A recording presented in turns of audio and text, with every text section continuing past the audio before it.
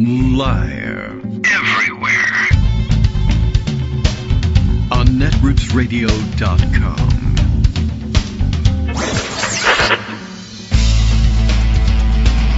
David Waldman.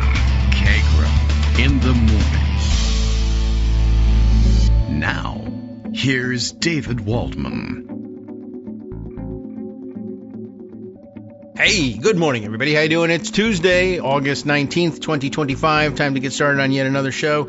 And I think I'm a little bit behind here. I mean, I think everything was worked out. I don't think any trouble getting the show started. Just trouble getting myself to realize, hey, it's actually almost 9 o'clock. What are you doing at the breakfast table? Oh, okay. Right. Well, usually I get a wake-up call of sorts from Greg at about quarter of, and we set up the day's show, usually where he says, I don't know what I'm going to do. Either. Well, I got a video. Well, okay. And that's the extent of it. It's very pleasant and all, but we never find out what we're doing or anything like that. And very often, for some hint of what's going on, I can turn in not only to the social media feeds, but checking in with Justice Putnam just to make sure that everything is up and running, and he gives me some hints about what's on his mind as well. Yesterday was Summit 2. I guess they didn't try to refer to it as a summit, though, because it wasn't Trump who wanted the meeting. But I guess the rest of Europe showed up to discuss matters with Trump yesterday in a follow-up to his meeting of whatever sort it might be in Alaska with that Russian guy. And the reviews keep coming in on the meeting with Putin, and there's just no recovering from it. I mean, it's really been awful. And it only got worse yesterday. I mean, I guess we should have anticipated that maybe we did. I don't know. What did we say yesterday? Should have anticipated it would get worse, mostly because he wasn't going to be able to, or the design was to prevent him by sending all of these other European envoys and heads of state to be in the room. The idea on their side was to prevent Trump from bullying Zelensky again and turning it into a White House show where he berates Zelensky and blames him for getting invaded by Russia, which is what usually happens when he meets with Zelensky. So it was, there were a couple of photos that came out of it of Trump smiling next to Zelensky as opposed to jabbing a finger in his chest and threatening him, those sorts of things. But Putin was still at the meeting. That's basically what it comes down to. To long story short it, I happened to see the Blue Sky post of Kyle Griffin yesterday referring by link to the New York Times ongoing update on the meeting, the all day long live blog essentially of the meeting with the European leaders, and basically had this to say. The breaking news, according to the New York Times, was that Trump had paused his meeting with European leaders and Zelensky, who is also a European leader, in order to do what? Call Vladimir Putin. He actually excused himself from the meeting. Pardon me, how many were there? 8, 9 heads of state and leaders from around Europe. I'll be right back. I don't want to talk to you anymore. And I mean, the discussions he was having that I saw that made it to video with those leaders were not particularly substantive or helpful or respectful of their positions anyway. But he says he excuses himself. I don't know if he told them what he was doing, but he left and he called Putin. And I mean, it's hard to interpret this any other way but that he was calling for instructions, like what to do. These Europeans are saying they want this, this, and this. What do I tell them? And Putin, I guess, dictates an answer for 40 minutes. I guess he leaves them sitting at the table wherever they are. We had them around the very long, like the cabinet room table. But I think it looked like they might have, in the pictures I saw, like they might have moved the thing out of the cabinet room to put it in a wider area so that there could be press coverage of this thing. But anyway, it was depressing watching Trump handle visitors at the White House. It always is. But it's depressing watching him do one-on-ones with various visitors in the Oval Office, now decked out in all the gold crap. And by the way, people are tracking down those weird doodads that he's having glued to the wall, painted gold and glued to the wall to make it look classy. I mean, somebody did say, actually looks like a Vegas whorehouse or something like that. But, whatever. People have different tastes. But people are speculating, too, about the gold urns that might be trophies, might be statues or whatever that are arranged now in height order on the mantelpiece over the fireplace, and the fact that the fireplace screen now has like gilded edges to it. It's really crazy looking. Anyway, we're trying to speculate on what are these metallic looking objects. And I don't think he's probably got a bunch of golf trophies because, he awards himself golf trophies for being the champion of his own club courses, stuff like that. And I imagine he would have made those trophies gold, although most often I see them in silver, but whatever. But, he loves gold things. So if they're his trophies, he made them and awarded them to himself. It's probably going to make them gold. That's my guess anyway. But no one has zoomed in or gotten a close-up shot or asked the question, what are these things? I'm thinking that they're maybe just thrift store or home deco store garbage, that they don't have any particular significance, which is also interesting just, from a decoration standpoint, that you're talking about this historic office where everything pretty much has got, you have available to you hundreds of other doodads you could be decorating with that do have historical meaning. And I did see somewhere, I don't know if I put this one aside, but I saw an interesting discussion somewhere of what was on that mantelpiece. Lots of before and after pictures, showing the fine lowercase r Republican style furnishings of the office. And remember, this is supposed to be a civilian office. It's not hereditary. This is not a king's palace. It's supposed to be, authoritative but simple. And of course, I don't think there's anything authoritative conveyed by this, except I guess Trump's idea being like Versailles. Well, that was authoritative. Well, for a hereditary king, sure. But anyway, the decorative style is, I don't know what to say, invalid on its face for one thing. But anyway, lots of before and after pictures, the simplicity and the, Republican lowercase r nature of the place, having been thrown out the window, of course. But in addition to all of that, what was on the mantle, these gold doodads, many people, myself included, will have not probably taken note along the way because things stayed the same. It was a feature of the room for, I guess a good 60 plus years, that there was an ivy plant, which I understand was Swedish ivy. I did not know that they had their own ivy there in Sweden. Congratulations to you. But a Swedish ivy plant, gifted to, and then had been there since John F. Kennedy's presidency, as I understand it. Gifted to him, if I remember this correctly off the top of my head, I think I was in line at a store over the weekend and scanning my phone.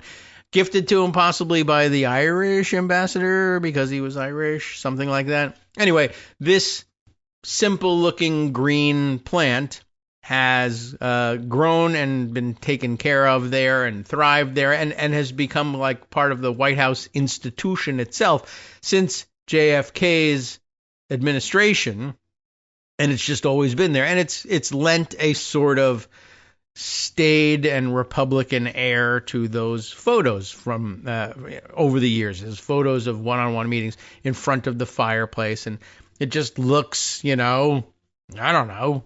What would you say? New England-y, I guess, even though I don't know what the preferred climate of this ivy is. But apparently, one, they've invested a lot in keeping it lush and good looking. And two, to imbue it with this, historic meaning. This ivy plant has been in the background of decades and decades of historic meetings and the locus of power in the Western world, And I even read, I should see now if this is in Instapaper, and I suspect that it's not, both because, that would be too easy, and also having problems parking things from on my phone, I don't know, into and I also just thought, man, how much talking am I going to be doing about a plant? But I think it is pretty interesting.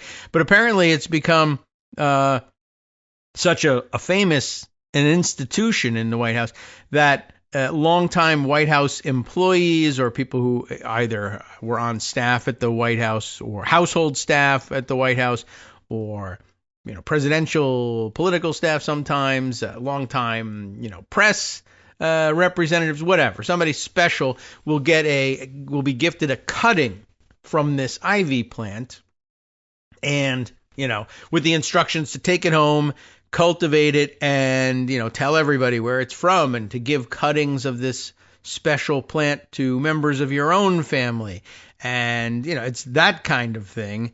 And really rather remarkable. I wonder if I could find this by searching, so I can find you the write-up of it.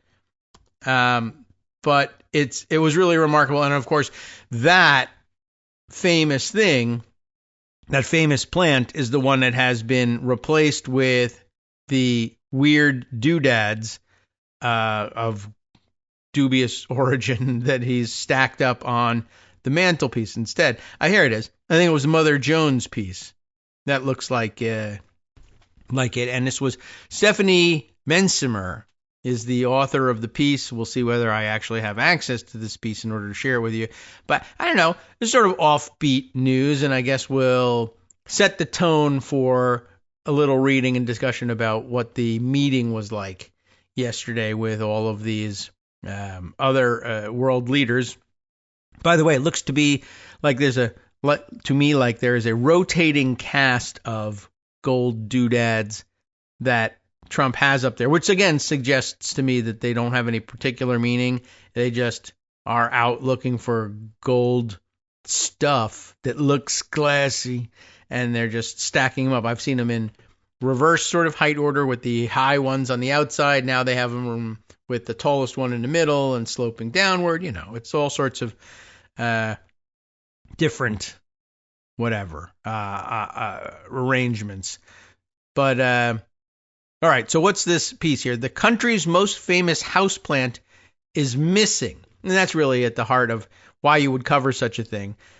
One, that it was swapped out for gaudy, stupid stuff. But two, you have the sense with Trump, oh my God, did you throw that out? Did you kill it? Did you throw it in the garbage? Did you give it away? What happened to the country's most famous houseplant? And then, of course, they show all these historic pictures with all the past presidents having their meetings there. And there it is all the time. Sometimes bigger, sometimes larger.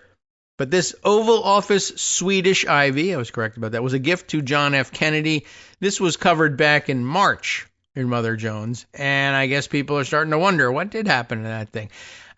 And they weren't the only ones at Mother Jones, because it starts out by saying, after the Washington Post ran a front-page photo of President Trump and Benjamin Netanyahu sitting in front of the Oval Office fireplace on February 4th, careful reader Thomas M. Sneeringer, maybe Sneeringer, I don't know. Thomas, give us a call, let us know. Fired off a letter to the editor in which he says, it appears the fireplace mantle in the Oval Office has been subjected to President Donald Trump's Midas touch, he wrote. Sneeringer, which is a terrific name. If it isn't real, it's a fantastic fake name for this sort of letter. Sneeringer observed that the spray of Swedish ivy that has adorned the mantle for more than half a century had vanished, replaced by what he speculated might be golf trophies. And that's a lot of people's guesses. But the thing is, there's no indication that I don't see any, usually they have a little golfer figure at the top of some of the plastic trophies, or they have them as cup-style trophies. And I'm sure that if Trump was giving trophies away to himself at his own golf courses, he would make them, PGA championship style trophies. Whereas if he didn't play and somebody else, or for some other reason somebody else won, they'd get one of the plastic, golfer figurines at the top of a, $20 trophy or whatever. But so he's thinking maybe they're golf trophies. I was instantly offended and I instantly understood how it happened. Sneeringer told me, the Mother Jones writer here, once again, Stephanie Mensimer. I don't think I've run into anything by Stephanie before. I was instantly offended and understood how it happened. It's just so consistent about what we know about Trump's taste. He knew that the missing ivy was no ordinary plant. Irish Ambassador Thomas J. Kiernan had given it to President John F. Kennedy as a gift in 1961. So that's quite a while. And ever since then, it has been a consistent backdrop to some of the most famous White House meetings. Back in 1984, during the Reagan administration, Kurt Anderson wrote a tribute to the plant. That's what it was called in Time magazine. The Oval Office may be the headiest place in America. It's not a counterpoint coming to it may be the headiest place in America. There we are. When the president, sitting at his desk chair at the southern tip of the Oval, stares dead ahead to the far wall, he sees the plant. It's capitalized. Anywhere else, it would be a robust but unremarkable Swedish ivy, but there on the marble mantelpiece, day after consequential day, it basks in the power and the glory. No matter who has been inaugurated since 1961, well, he didn't know what was coming. The plant has always stayed. The Swedish ivy, given its potential for leaks, is an administration team player first and last. Okay. By the way, I'm sure Putin stuck, or Lavrov when he was in there, stuck a microphone in there, and I'm sure everybody found it already, but whatever. The hardy plant's scalloped green leaves are center stage in photos of Ronald Reagan meeting Gorbachev, George H.W. Bush schmoozing with Bruce Willis and Nelson Mandela, and Jimmy Carter conferring with Yitzhak Rabin or having lunch with his wife Rosalind. Nelson Shanks painted Bill Clinton leaning next to the ivy in his official presidential portrait. The plant survived Trump's first term, and it was even there to bear witness to the awkward meeting between Trump and Joe Biden after the 2024 election. And it's now grown quite wide in that photo and occupies the entirety of the mantelpiece. But it gives it a very, like we said, a very staid and normal, less, or might I say, normal look. But no more. So where is it now?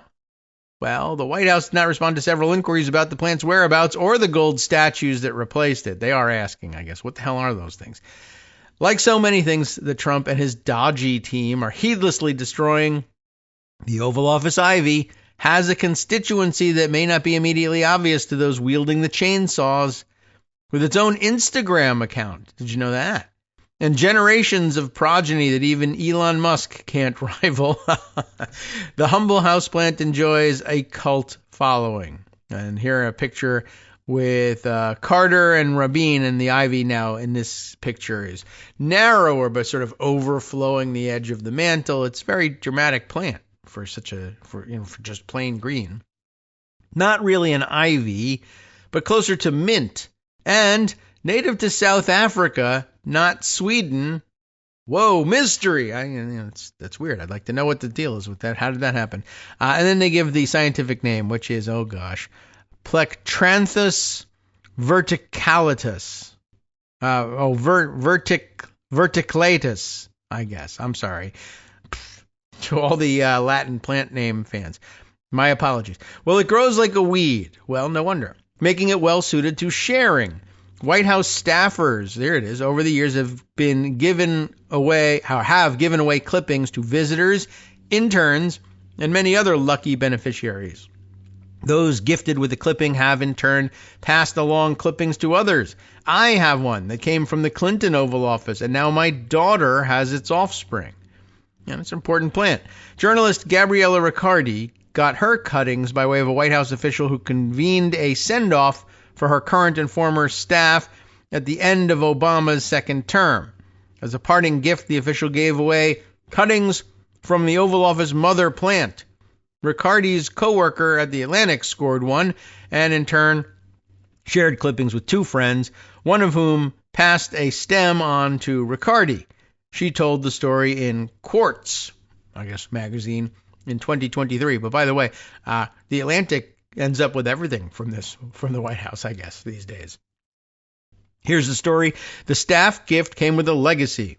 It came with gravitas, and it came with just one request. Grow the plant yourself, then pass a cutting of it on to someone else. In that way, the ivy would spread from person to person, a symbol of the connection between a government and its people. Like, there's no joke, this thing. During COVID, Riccardi's small cutting had wildly proliferated, so she decided to do something useful with the excess. She raffled off 5 clippings to anyone who donated $10 to When We All Vote, the civic group started by Michelle Obama to increase voter participation, which is now, of course, a federal crime. The plants were so sought after that Riccardi raised more than $2,200. She was unaware that the original plant had recently gone MIA. It's a heartbreaker to hear that it's not there anymore, she told me after I gave her the bad news. I think it's just such a beautiful tradition. And another great tradition, the Tuesday tradition of the lawnmowers coming through in the middle of the show. So we welcome them to our background noise. Nothing we can do about that. But somebody's got to cultivate the ivy around here. Riccardi and Sneeringer hope that the original plant has not been abandoned, but is only in exile, being nurtured nearby until a more tradition-conscious president returns to the Oval Office. Back in 1984, Kurt Anderson had interviewed Dale Haney, then the supervisory White House horticulturalist, in charge of spritzing and pruning the country's most famous houseplant. Haney reverently dubbed his charge amazing for its resilience and resistance to pests, including sex pests, I guess. In 2008, he ascended to the job of White House grounds superintendent. These are real jobs. And in 2022, the Bidens celebrated his 50 years of White House service with a photo of them and their dog, Commander, who didn't bite him. A year later, Haney was immortalized in another photo when a tourist witnessed a different time when a tourist witnessed the dog bite Haney on the arm.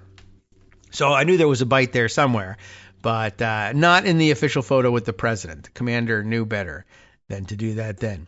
By the way, it occurs to me now that the Washington football team named themselves after Joe Biden's dog, and they probably didn't even know it. Haney picked out this year's White House Christmas tree, but the press office did not respond to an email asking whether he still works there. Sneeringer hopes he does, and as Haney seems like someone who'd orchestrate an Ivy rescue mission. Wouldn't it be great if he was keeping it somewhere, he asked, hopefully. With all the terrible things happening in the country right now, Sneeringer admits that complaining about the missing ivy may seem sort of petty, but he sees the plant as much more than White House decor. The ivy, he tells me, symbolized to me continuity and stability and all the things we value about how we change power in the country. For him, the plant's disappearance is emblematic of Trump's assault on the federal government. He's completely unconcerned that this represents a break from tradition, he said, or maybe no one bothered to tell him. That's true. That's very likely that they did not tell him correctly. By the way, for some reason, there was a correction made that they ran an earlier image in an earlier version of the story, which for whatever reason featured grape ivy, which is not what's up there on the mantle. So interesting. Closer to mint, I guess, in its lineage. All right. Now, I don't know if anybody else is going to do their news podcast for 20 minutes about that houseplant, but it is, in fact, emblematic of what's going on. What is going on, you might ask? Well, the answer to that is in the Washington Post and the New York Times and all the usual suspects. I'm pretty sure I saw yesterday that Marcy Wheeler had read both the Washington Post and the New York Times reporting on the meeting, and that she, like a couple other people, found the New York Times reporting and or headline on the story off-putting. And we'll see if we can figure out exactly why that is. But they preferred, for whatever reason, marginally preferred the Washington Post's formulation of, in hurried D.C. summit, Europeans try to bend Trump away from Kremlin. I think the New York Times headline on this was more about what their description of what the Europeans had to do was at White House summit, a master class of diplomacy in courting Trump. Like basically the mission for everybody there was to find a way to make it sound like they were doing what Trump wanted, flattering him and telling him how important and strong and smart he is, but gently guiding him away from Putin, which I imagine, they probably had their hopes dashed when he got up and left to call Putin in the middle of their meeting to get instructions. And by the way, Trump, telephone lover that he is was on, I guess, Fox News this morning, calling in for an interview. And for whatever reason, he just loves to blurt this stuff out. And I guess he was asked about this phone call, which, good question. I'm glad they asked him. And he said, well, I didn't do it in front of them. I didn't call Putin in front of this group. That would be disrespectful to Putin. Which is amazing that he thought such a thing. This is, what was the reaction among European leaders when you decided to call Putin during your meeting? And Trump says, I didn't do it in front of them. I thought that would be disrespectful to President Putin. Oh, my God. And I mean, what can I tell you? Andrew Lawrence, everybody's good friend on social media, says, he sums it up. It just says, Jesus Christ, LOL. I mean, how else do you express what happened here? That's insane. The whole thing. Calling him is insane. Letting them know that you called him is insane. Spending 40 minutes is insane. And then, of course, to tell Fox, well, the real disrespect would have been talking to President Putin not in confidence in front of all those other people who would just steal all our ideas. All right, we'll see what the papers have to say about these meetings after this. Hi, everybody. It's me, David Waldman. Yes, the same guy who interrupts you all the time. Interrupting you one more time just to tell you again, another reminder that your contributions are what keep this show on the air, and Patreon.com, Patreon.com, is still among the easiest ways to make the sustaining subscription donations that keep us afloat.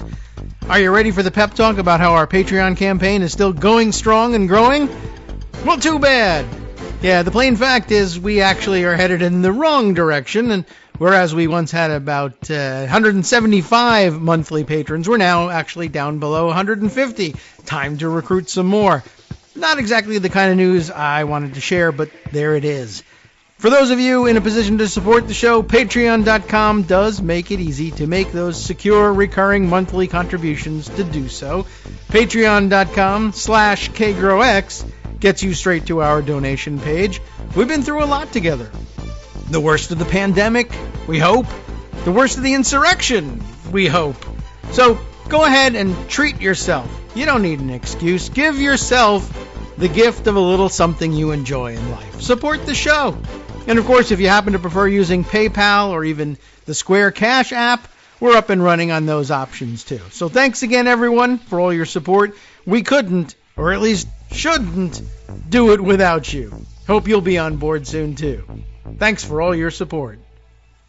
Alrighty, welcome back now to the Kagro in the Morning Show here on Netroots Radio. Another comment on all of this stuff. Oh, by the way, it was the Vegas whorehouse comparison came from Josh Marshall at TPM. I mean, he's just now getting around to reacting to it yesterday, saying, like you, I've seen all the pics of people posting here about the steady increase of tacky gold crap he keeps adding to the Oval Office, but somehow it wasn't, got to scroll back. One thing I do not love about the blue sky deck that I use is it does not respect the fact that you're, even if you scroll backwards a little bit just to reposition it, like in TweetDeck, if you were in the middle of reading something, you had to set the scroll in motion again. I thought that, but anyway, so he was saying that there's this progression of tacky crap, but somehow it just wasn't until I saw this picture with Zelensky and the others in the Oval Office but with a shot of the mantelpiece with all of its now 1, 2, 3, 4, 5, 6, 7, 8, 9 urns, trophies, doodads, whatever they might be on there. Somehow it wasn't until I saw this picture that it just hit me. What the actual F? Like a Vegas, it doesn't say Las Vegas, but like a Vegas whorehouse. And adding to that, Sano Tree, who says it's like a parody of a Saddam Hussein palace. And they're really kind of nailing it. That's pretty much, I don't know, what can I tell you? That's what it looks like. Let's see. There's something else I might want to put aside at some point and review. But all right, opening up things on the fly. I was about, though, to share with you the Washington Post's discussion of how yesterday's meetings went, as they put it, in hurried D.C. summit. And it really was put together quickly. And even the Alaska summit only ended up lasting like 15 minutes anyway. Anyway, in a hurried D.C. summit, Europeans tried to bend Trump away from Kremlin. Didn't work. He went and called him on the phone. Talks over Ukraine appear friendly, but no signs emerge of a firm agreement to end the war. Remember, Trump was going to end that war in 24 hours. But whatever. All right. Michelle Birnbaum and Kat Zakrzewski, I'm guessing, is the pronunciation here. Sorry, Kat, if I've missed it. But leaders of European and NATO countries presented a united front with Ukrainian President Volodymyr Zelensky after racing to Washington to hoping to steer President Donald Trump away from some of the concessions he appeared ready to grant the Kremlin to end the war in Ukraine. After several hours of meetings, sharp differences remained evident between the leaders and Trump, who declared that Russian President Vladimir Putin is ready for peace, even as he continued his bombardment of Ukraine, and demanded that Kyiv make sweeping, painful concessions to stop the war. But Ukrainian and European leaders appeared encouraged by Trump's openness to security guarantees for Ukraine, which Putin might not accept. That could make the Kremlin the obstacle to Trump's peace deal, which doesn't exist, insulating Ukraine from having to choose between untenable concessions of territory and inviting Trump's ire.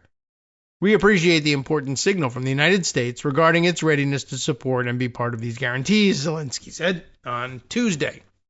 French President Emmanuel Macron also said after the summit that pressure on Russia would continue until peace was established with security guarantees, which we have decided to work in very concrete terms with the United States.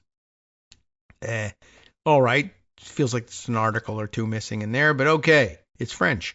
The next step in the process could be a meeting directly between Zelensky and Putin, perhaps with Trump in attendance as well.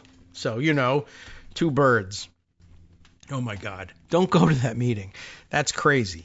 Well, I mean, you can go, Mr. Trump. Don't worry about it.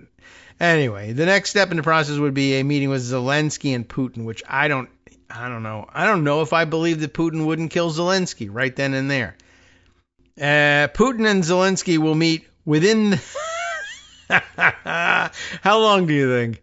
Now, granted, this is not a quote from Trump saying how quickly he thinks the two of them will meet, but this is interesting. Given the headline that I told you, both in the Washington Post piece where they're trying to gently steer him away, and the New York Times piece, a masterclass in courting Trump. All right, the speaker here is German Chancellor Friedrich Merz. After the White House meetings, and how long do you think, what's coming? Putin and Zelensky, what's the window here for their meeting? Yes, within the next 2 weeks. And I wonder whether that's serious and we should take it seriously and that's what he meant, or whether this was a Trump thing. Honestly, that could easily be a Trump thing. I mean, Macron is there, right? And remember that he made a real exercise of grabbing and squeezing Trump's hand awkwardly before they could, in fact, clasp for a normal handshake, because that's usually Trump's move. So, and pulling them in, they're not above that stuff, Anyway, we are ready for any kind of format, but at the level of leaders, Zelensky told reporters after he left the White House. Very brave. The Kremlin, however, stopped well short of accepting that idea. Yuri Yushakov, you think? Or is it Yushakov? Someone wants to tell me. That's Putin's foreign policy advisor. I guess Yushakov would be my guess. Told reporters that Putin and Trump discussed the idea that it would be advisable to explore the possibility of raising the level of representatives of the Ukrainian and Russian sides participating in the negotiations. So very non-committal and lots of technicalities involved in that, and a lot of wiggle room there. Trump offered a polite reception to Zelensky, a stark difference from his visit in February. That's what I was thinking. When he was ejected from the White House after a meeting turned into a verbal attack by Trump. This time, Zelensky had backup from 7 of the world's most powerful leaders at a historic White House pilgrimage. Really, I am so grateful for all of them to organize this trip to Washington so quickly, Zelensky said. I mean, that really is extraordinary. I am forever grateful. It really had massive influence because Ukraine is not alone. And that was really incredible of them to put themselves out like that. But they had to. It really did have the feel of an intervention. It couldn't be sold that way or he would have rejected it. But it had that feel. But there was no immediate move toward the ceasefire that Ukraine has pressed for, and the Europeans were seeking more detail about the potential promises from Washington to help underwrite Kyiv's security.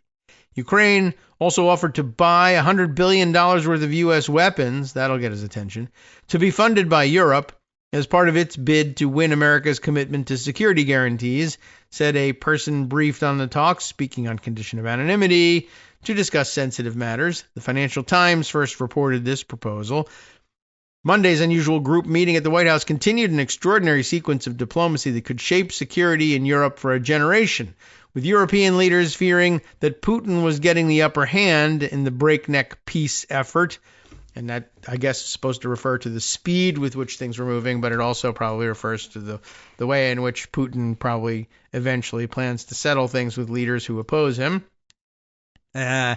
Trump reveled at Monday's tableau, saying that the White House had never seen such a collection of prime ministers and presidents, all of whom dropped what they were doing to rush to Washington to try to salvage Ukraine's security. I mean, I'm sure he made it more about himself in his own remarks, and they may have normalized it there. Aaron Rupar has lots of video from the event, and by the way, it occurred to me in watching that circulate, I'm not certain that the network news teams were in there capturing their own video and sending. I wondered if Rupar was borrowing video from the right-wing news outlets that have taken over the White House press pool there, or whether for something like this they do admit the networks. I don't know where Rupar was getting his footage. It was just interesting. Since yesterday, there was also some footage released from some of the Oval Office meetings. I don't remember whether it was with the dignitaries or not, the foreign dignitaries or somebody else, but what's his name? I can't remember his name, actually. Except that now I think his first name is Brian, but the guy who works for I don't remember what the hell they call his right-wing news organization, and he's Murdery Trader Green's boyfriend. And he keeps calling out in the middle of these press availabilities. Like he just feels like, I guess, he's invulnerable to attack in any way. And he's like co-president. He's there to cheerlead for Trump, which is weird and troubling for all sorts of First Amendment issues and reasons. But yeah, like Trump will make a point about trying to sell the point of the made up talking point about crime in Washington, D.C. and why he's deploying troops there. And this guy just chimes in with his own anecdote in the middle of the question and answer period. Like, that's actually pretty, I don't know what to say about that. It's impertinent, to say the least, except, that you have to value the office of this president in order to be impertinent to him. But he just calls out with his own stories. And he refers to her as MTG, by the way. I was walking around in D.C. with MTG, and there, and it would look, everything was fine because of all the police presence and the military. And, if you can walk around Washington, D.C. with MTG and not get attacked, things are pretty good. Which is actually kind of funny. People probably want to be hurling objects at her all the time, or at least yelling at her and videotaping it. Anyway, several of the leaders, it turns out, according to the Washington Post, including Macron and Merz, tried to frame their goals as Trump's own, portraying an immediate ceasefire and robust U.S. security guarantees for Ukraine as ideas endorsed by the White House. Trump, however, appeared to reject a ceasefire and was vague about what he would offer Ukraine to bolster its defense as part of any deal. Instead, he portrayed Putin as someone who was eager to halt the fighting. That was nice of him.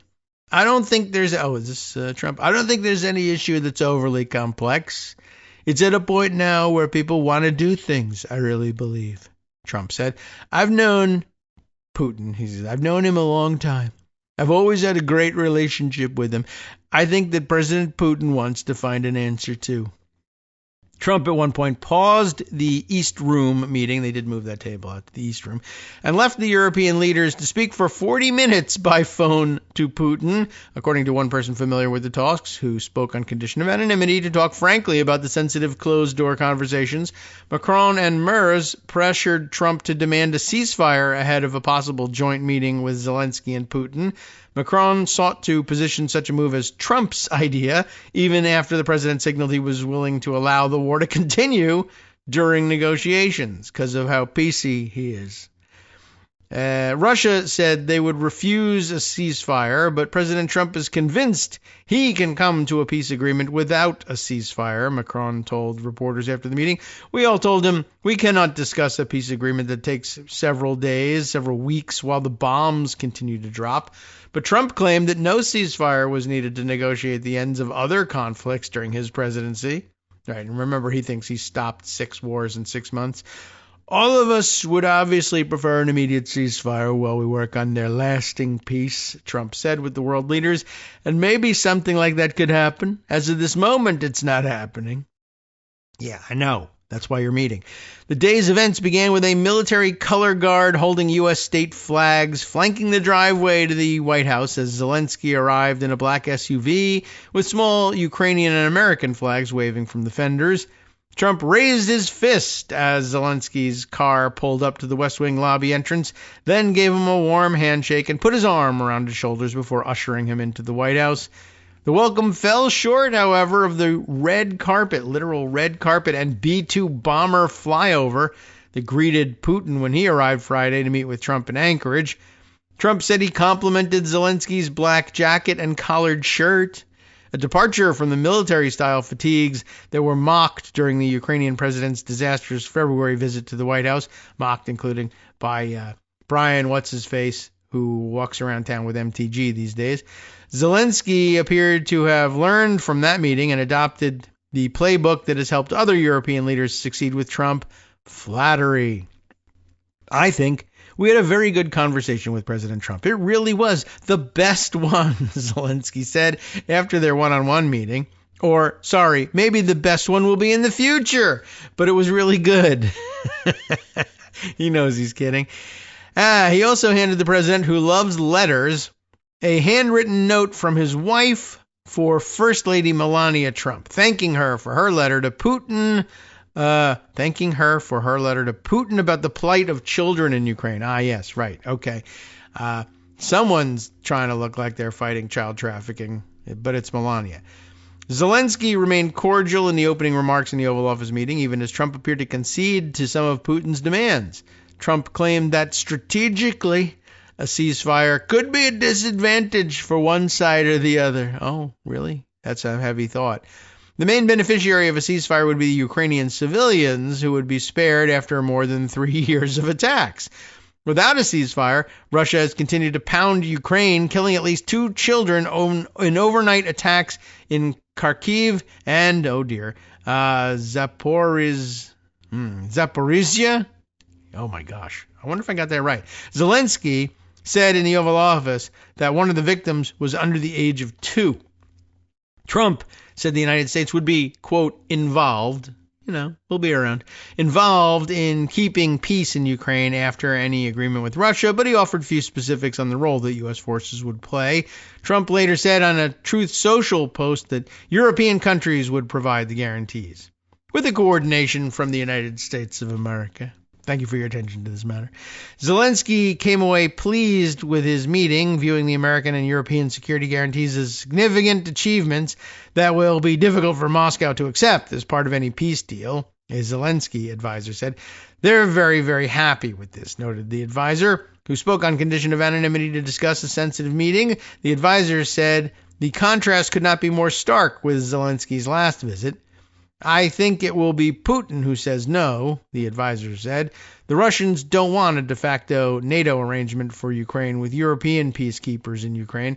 They don't want European troops now 500 miles closer to Russia. That's not why they fought this war. Well, too bad. They shouldn't have fought it. Ukrainian officials have long feared that the Trump administration would propose a peace deal with territorial concessions unacceptable to Kyiv. That's right, and I have a sound effect for that. This is their response to it. Unacceptable! And I think they're correct in that assessment. If Ukraine was viewed as the obstacle to peace, Trump might then withdraw military support for Ukraine, a nightmare scenario for Kyiv. If Trump views Putin as the obstacle, however, the U.S. could once again step up pressure on Moscow. Did they ever really, though? The European leaders suggested. Trump is willing to take sanctions if Russia is not willing to play ball, Macron said after the meeting. European leaders have welcomed Trump's new openness to possible U.S. security guarantees for Ukraine, guarantees that are key to any settlement, to give Kyiv protection against future attacks and as a means for Zelensky to get domestic acceptance for a deal with Russia, they said. A coalition led by France and Britain has for months planned ways to back Ukraine in a future deal, including with weapons and possibly some troops. France and Britain, Europe's only nuclear powers, are the only countries to have announced a readiness to deploy troops. As other big nations such as Germany have hesitated, ideas on the size of such a force have been whittled down. Beyond troops, however, plans include providing air and sea power to secure Ukraine's skies, nuclear sites, and Black Sea corridors, and above all, reinforcing Ukraine's army with pledges of weapons and training. France and Britain had long sought U.S. support for a deployment of a small group of forces to post-war Ukraine away from the front lines. The proposals draw on U.S. backing with key capabilities such as intelligence and satellite surveillance, and would aim to deter Russia from attempting to reignite the war. Satellite surveillance that we pay Elon Musk for, so they might actually be interested, I guess. But with many details unsettled, it was clear that a deal to end the war is not yet at hand, said Macron. It's far from over. The article, though, is actually over, so I'm glad we got to the end of that one. But you get a flavor for what was going on. But you might have gotten more flavor from looking at Aaron Rupar's video clips that he was circulating. I mentioned them during the previous segment, and like one of which comes to mind. Well, all of them seem to portray the joint meeting among all of these dignitaries as more or less being presented to the cameras in the, apprentice fashion that Trump is used to doing television shows with. And we've seen him do this before, where he basically calls on everybody going around the table and says something about the person, even though he knows nothing about it. He reads off cards, a little blurb about the person, and then each dignitary loses their dignity by either, well, if it's a U.S. government meeting, they all say something nice in praise of Trump. That wasn't exactly what was going on here, but they all have to say their piece.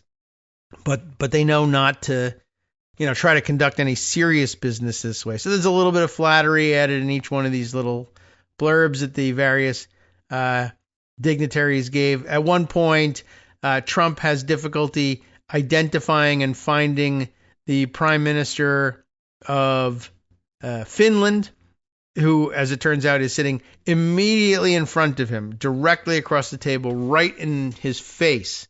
And, he doesn't know what the guy looks like or who he is, and who knows whether he can see across the table. So, another embarrassing day full of things like that. And the other leaders trying to steer things their way without pushing too hard, and trying to bring up, well, they did try bringing up, remember the trafficking in stolen Ukrainian children, which is a great way to distract from the Epstein files. Stolen children, by the way. Epstein. Just thought I'd add that one. As a matter of fact, I've decided that I'm going to start telling people that the land swap idea is actually Jeffrey Epstein's idea, and everyone should ask the president in press availability, why are you pushing convicted sex offender Jeffrey Epstein's plan for a land swap in Ukraine, especially as there's no land being swapped, it's just being stolen. No particular basis for that, but we could say the Daily Bella Kovfefe has reported without evidence, has suggested without evidence, as they usually say when Trump makes things up. We can do the same thing. We are suggesting it without evidence. And we can say that's the name of our publication, too. Anyway, exchanges with the European Union's representation, I think, if I recall correctly, about we have to make sure that all of the children stolen from Ukraine are reunited with their families. And Trump says, yeah, I thought we were talking about something else, but it's very nice. Anyway, congratulations to you and me for having such a good trade deal. We made such a beautiful trade deal the other day. Does everybody remember our beautiful trade deal? So, a little sunset-y, I think, for most of the meeting. But the Washington Post and New York Times do their best, for whatever reason, to dress it up. Again, the New York Times take on it in the headline, at White House Summit, a master class of diplomacy in courting Trump. I think they're trying to get that message across, but for whatever reason, it did not go over pretty well with our crowd in social media land. But, they're hypercritical of what goes on every day at the New York Times, and with good reason. Seems fair to me. All right, let's see if we can shift subjects a little bit here. Is there anything else we need to add to what went on at the White House yesterday? I think all the hot takes are there. Let's see. There was there was the running commentary at the New York Times too, but I think we got that. I was using that originally as the source of what I thought was the first report of this phone call, this 40-minute phone call in the middle of this meeting, which is really just, that's quite amazing. All right. I wanted to bring to your attention something I hinted at yesterday, but I don't think I had it immediately available at the time. But let me see if I can go back and find it, because once again, Insta Paper is just not great at saving my own Blue Sky posts. But I mentioned to you yesterday in reading from Steve Vladek about the ethics complaint against Boasberg, and then, and how terrible it was and how dangerous a precedent, if it remains a precedent, it would be. But I mentioned that, that the appeals court, in a 2-1 decision with 2 Trump-appointed judges on the panel, had thrown out Judge Boasberg's probable cause finding. We set that all up yesterday, but if you happen to have missed the show, this was, we went through the nature of the complaint against Boasberg and just how bogus it was and how contrived. But in parallel to all this, and at the heart of their complaint, was that Judge Boasberg was saying the DOJ lawyers might have to face some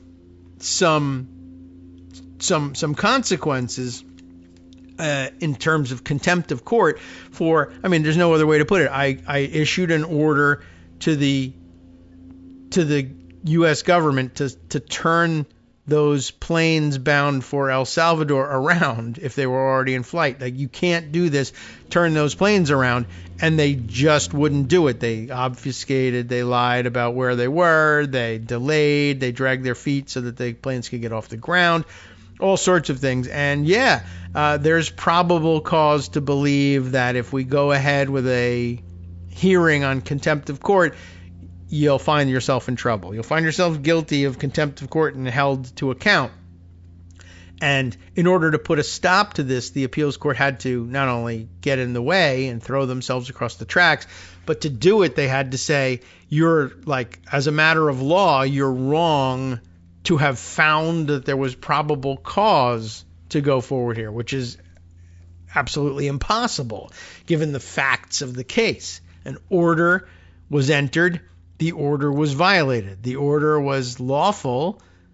But they are, of course, the appeals panel says, well, maybe it wasn't lawful in the first place, and that would get us out of it. But, how do you conclude as a matter of law that enforcing your own orders is unlawful? I don't know. You just have to make it up. But I mentioned in covering all of that this was the same panel, because that's the way it works with these panels. And I think, they sit for a month and handle all of these appeals, something like that. I never did get that practice straight. Doesn't happen to me all that often, right? But anyway, it is presumably the case that that's the way it works, because the exact same panel, the same 3 judges, and of course the same 2-to-1 split, also just happened to have thrown out another case or reversed things in another important case, which Kyle Cheney brought up a couple of days ago in a Blue Sky post here, breaking, and this was on August 15th, so at the end of last week. Breaking, the D.C. Circuit in a 2-to-1 ruling, same panel, has lifted Judge Amy Berman Jackson's injunction blocking the dismantling of the CFPB. Totally different case with totally different subject matter, but same panel. And once again, where a trial court had said, yeah, there's no authorization in law or in the Constitution anywhere for this kind of dismantling. This took an act of Congress to put this thing together. You're trying to dismantle it from dodgy. There's no basis for that. And there isn't. And it's pretty, it's a pretty obvious facial reading of the law and all the constitutional principles at stake. But for whatever strange reason, and the reasons aren't really given, the same panel that did the impossible, finding a mistake as a matter of law in a probable cause finding in contempt of court, has said, oh yeah, all that stuff about acts of Congress, whatever. Anyway, you got to stop the stopping of the dismantling of CFPB. Let's see. It says here just a couple of notes from Kyle here. Katsas, a Trump judge, and Rao, a Trump judge, the same two, said Judge Amy Berman Jackson had no jurisdiction to consider the claims of mass-terminated CFPB employees, and that other claims about shutting down the agency were not reviewable. So a little standing trick. Right, Armando? All right. Welcome back, everybody, to the Kagro in the Morning Show here on Netroots Radio. We continue on. And all right, I definitely wanted to bring that one back to your attention and call back to something we thought was relevant to yesterday, but I couldn't put my finger on exactly what case it was that I had been thinking about that the same panel had essentially screwed up. Lots of other things to share with you, of course, things that have been in the news that everybody has seen, and then a few other things that I thought were interesting additions to the local color, I guess, of things here. This a interesting piece, just by way of adding additional background to the consequences of what's happening in D.C. from Government Technology, or govtech.com, which is also putting a large number of pop-ups in my way here. But something I hadn't given any thought to, and which, what can I tell you? It's a good point being made here. Nikki Davidson is the writer for Government Technology's piece entitled DC Takeover Shows How Cities Can Lose Control of Surveillance. Hadn't really given that much thought. That wasn't top of mind for the list of things that was wrong with the DC police takeover, and now the increasing deployment of red state National Guard troops. I think there's 3 or 4 states now sending troops. And was it Philip Bump doing this? I thought he was supposed to be on vacation, but maybe he was doing this from the beach somewhere. But the states that are sending troops, he's, of course, reviewing the statistics about crime in their states and pointing out that most of these states have 4 or 5 cities in them with higher crime rates than Washington, D.C., and yet they are dispatching their National Guard out of state to take care of a crime problem that they should be taking care of in state, but it never was really about statistics or anything like that. Plus, of course, the Trump people just say the statistics are lies, and really it's mostly about vibes and the color of the people committing the crimes, I guess, presumably as well. That bothers them. And they just, need pretext. We don't, what good would it do us to dispatch the National Guards of 5 states to Akron, Ohio, to control crime there? If you were really dispatching people to control crime, presumably there might be some benefits to the people of Akron, Ohio. But since that's not what's going on, and it's not as cool looking to have tanks around whatever there is to see in Akron versus, the world famous sites of Washington, D.C., though I'm sure there are people in Akron who say, hey, we have the world famous thing that we have. But, you don't want tanks circling it, certainly. But it's a much more showy thing, and it looks much more, makes for a better Praetorian Guard photo op to have it in Washington, D.C., where the president spends time, than in Akron, Ohio, where he does not. But hadn't been thinking about this aspect of things. And it's a good reminder just generally of, one, the exponential growth in policing powers and surveillance technology that, as a matter of routine, we don't stand in the way of when it's being acquired by local police. And we also never gave any thought to, well, what if we can somehow make ourselves comfortable with allowing the local police to have this? And it's by no means a given.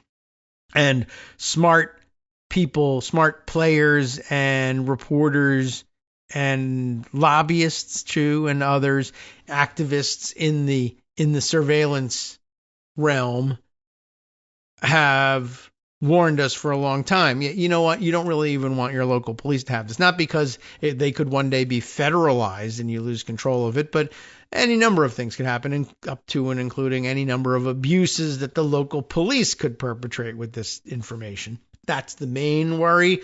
But here's another one, and it's manifesting itself in Washington, D.C. right now. D.C. takeover shows how cities can lose control of surveillance. The subheader is D.C.'s new real-time crime center is at the front line in a quiet battle over who controls the police department's surveillance data. While the federal government and city fight for authority, whose surveillance rules apply? Right? So even if you think you've written tight controls over the use of surveillance equipment by local police because you were worried about their abusing it, do those rules apply to the federal government if they federalize policing in that district?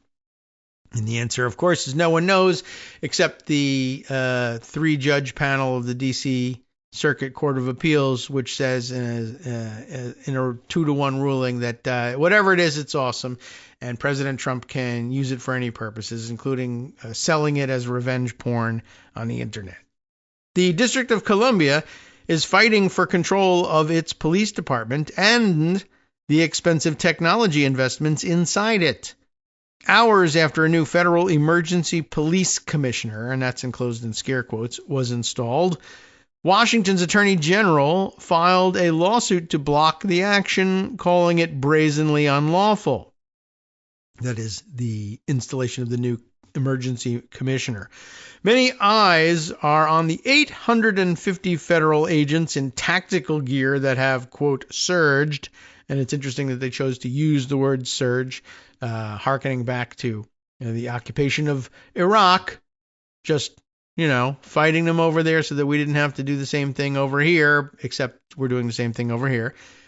But all the eyes, or most, are on the 850 agents involved in this surge this week as part of President Donald Trump's executive order to address what he called quote, out of control crime.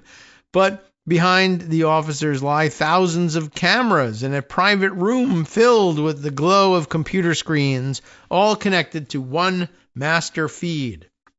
And that's sort of ominous and disturbing all by itself. But then imagine that it falls into Trump's hands, right?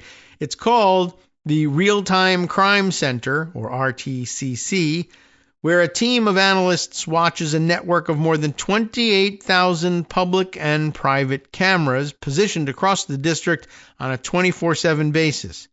Made possible by a new multi-million-dollar AI-powered surveillance center known as Fusus One. I think that's probably the pronunciation. They've mashed it all together into one word here, but the first part of it is Fusus.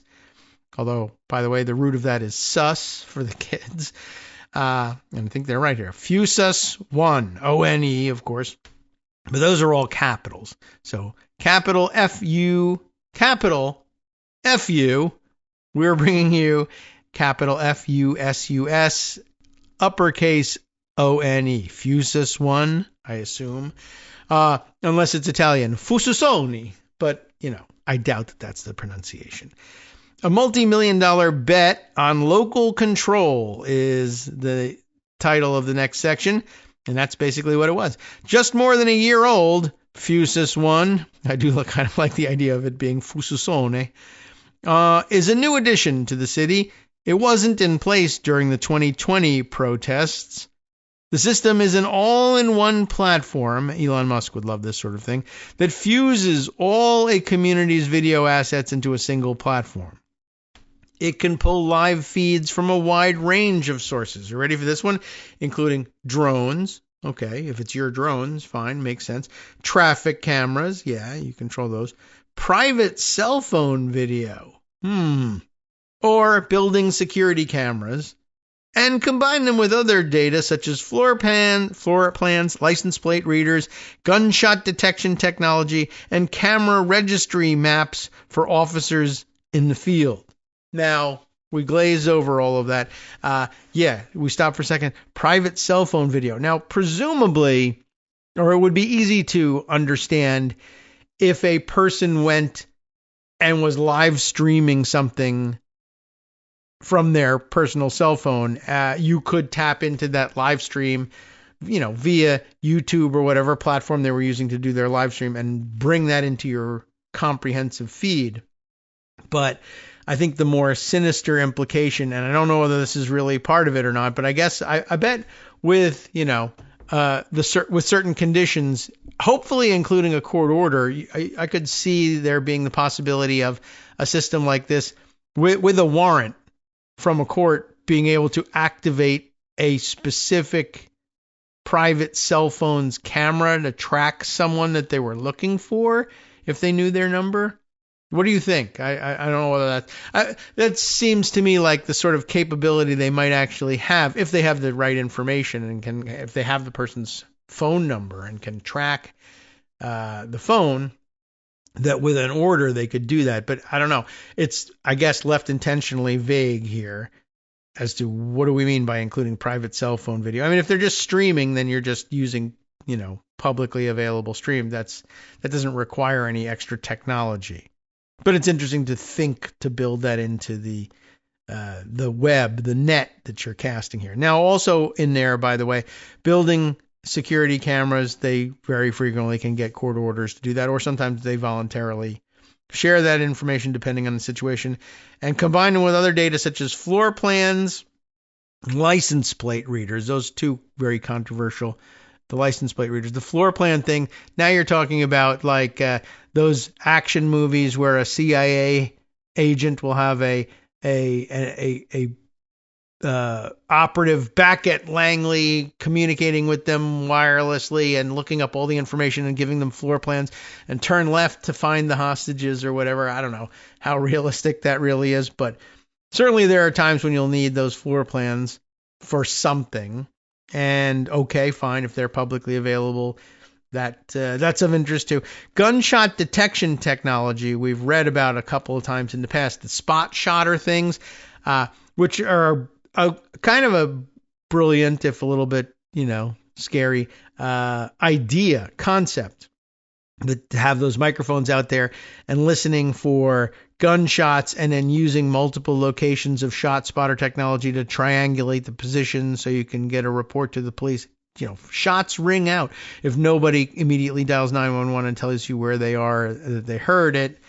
And even then they can be making a mistake about where it's coming from. But this is, foolproof AI computer technology that will be telling you this thing, except it gets fooled all the time and registers things or fake registers things or thinks it hears something that it doesn't or gets the location wrong, or we've read in the past can have its logs manipulated after the fact.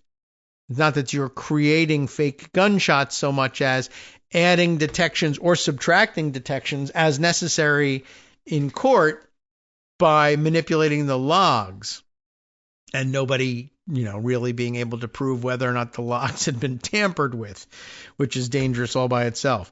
At any rate, all of that feeds into a single place on this Fusus One platform here. This powerful system came with a hefty price tag, $13 million for new cameras and license plate readers, in addition to $3.4 million for other technology procurement. On top of this, $8.7 million was allocated to staff the department with civilian positions and new community safety officers to operate those new systems. It doesn't sound like it was actually all that much money, but these days when things cost billions of dollars, but still a rather large investment. Old rules and a new reality are part of the header for this next section. When it opened, there were specific rules at this center set by the district, that is to say the District of Columbia. An order explicitly stated the automatic license plate readers that feed into the RTCC system shall not be used for the purpose of tracking or identifying the presence of individuals participating in First Amendment assemblies who are not engaged in unlawful conduct, apparently part of a court order for governing the use of these things. Another policy dictates that LPRs, that's the license plate readers, can be used in, quote, metropolitan area-wide law enforcement initiatives only with the prior written approval of the chief of police or a designee. Sounds good, but doesn't anticipate a federal takeover of the police. Notably, according to media reports, some district locals are protesting federal traffic checkpoints, but under the executive order, the president and his staff assert the chief isn't in charge anymore. Terry Cole, the head of the Drug Enforcement Administration, is. As, quote, emergency police commissioner, he appears to have access to these tools for, quote, federal purposes, whatever they might be. So the rules say you can't use this stuff without the chief approving it or the chief's designee. But, a new interpretation of the rules says, no, whoever the president puts in his place can do that. Hasn't been tested in court, but I don't think you're getting anywhere with the current D.C. Circuit panel. Real-time crime centers have been a source of powerful success stories. For example, a press release from the Metropolitan Police Department highlighted the center's effectiveness in catching 2 teens for carjacking in 2024, and that's apparently, back in vogue as a chief complaint about crime. In another case from June, the RTCC assisted in a barricade situation after investigators tracked a suspect's vehicle from the scene of a shooting. The suspect, accused of assault with a dangerous weapon, was later arrested. But the same features that allow for such a powerful response also enable other uses, as you might imagine, and that probably calls for some dramatic music. Well, we haven't actually told you what the other uses are yet, so we don't know how dramatic it really is. But under the president's directive, the RTCC's ability to issue a lookout for a suspect could be repurposed to anyone wanted for, quote, federal purposes, like the sandwich throwing guy, perhaps. A new definition of law and order comes next. On August 12th, the White House Press Secretary Caroline Leavitt revealed details about the types of criminals that federal officers were detaining, explaining that the previous night, officers made 23 arrests. They included serious charges such as homicide and firearms offenses, which I guess they're now taking seriously, but also a number of less serious charges such as fare evasion and no permits, revealing the broad reach of the federal action. Did anybody anticipate federalizing the police force and all of this surveillance equipment to get fare beaters in the metro, or somebody protesting without a permit? And remember, no permit. I don't know what the no permit is for, but yeah, usually you hear about permits. It's in the context of a permit for a federal demonstration of some sort, a protest. And remember, the rules are supposed to exclude the use of this thing for protected First Amendment activity. I don't think the no permits thing counts. Anyway, this is only the beginning. Over the course of the next month, the Trump administration will relentlessly pursue and arrest every violent criminal in the district who breaks the law, undermines public safety, and endangers law-abiding Americans, said Levitt. And remember, it's also their view that there are federal judges who are breaking the law and undermining public safety and endangering law-abiding Americans. When asked by a reporter if there would be an immigration enforcement aspect to the federal activity in the district, Levitt asserted that should officers encounter an, quote, illegal alien, appropriate measures would be taken to detain and deport them. So a non-answer. No city should be a sanctuary for anyone other than law-abiding American citizens, said Levitt. When Trump announced the executive order on August 11th, he announced to reporters at a press conference that officers wouldn't face the constraints they have in the past in how they could do their jobs, adding, now they're allowed to do whatever the hell they want, and that's a great legal standard. They fought back against law enforcement last night, and they're not going to be fighting back long, Trump said. I said, you tell them you spit and we hit. And they can hit real hard. So he's like a bit of a toddler in that one. Next, the disappearing line of authority. The executive order, entitled Restoring Law and Order in the District of Columbia, details that MPD, the Metropolitan Police Department, and their tech do not currently serve a local mission. The RTCC and other tech tools, once governed by local policy for, quote, official law enforcement purposes only, unquote, could have a new primary mission to serve a federal agenda. Well, at the very least, they should pay for it. Or maybe they did in grant form in the first place. When Government Technology, the publication, asked the Metropolitan Police Department if federal officers had access to the city's RTCC and ALPR data for federal activities, a spokeswoman provided the following statement.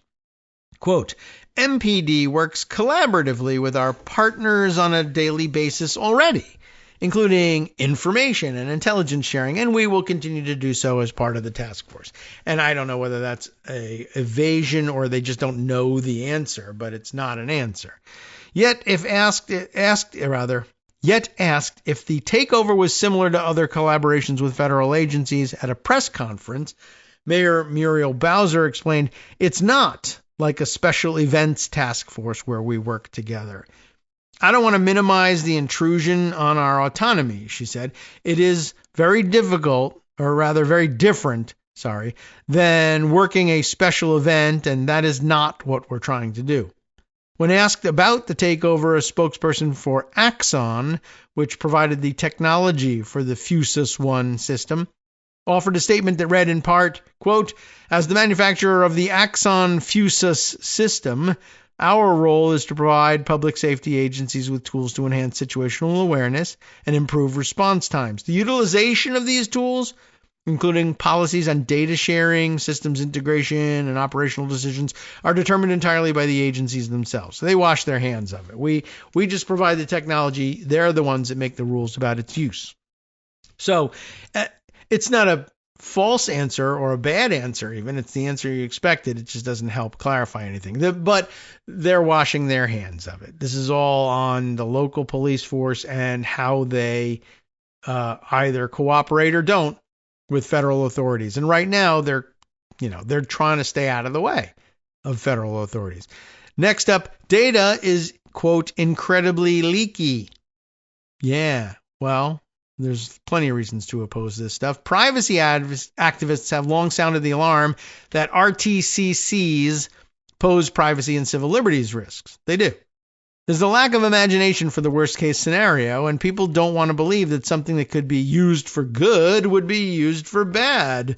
That's true. Beryl Lipton, a senior investigative researcher at the Electronic Frontier Foundation, said in an interview with Government Technology. She asserted that any claims local governments make about where data will not end up isn't responsible. The only way to ensure that people who aren't supposed to have access to this data don't get access to it is by not collecting it and not storing it in the first place, she said. Data is incredibly leaky. It wants to be free, right?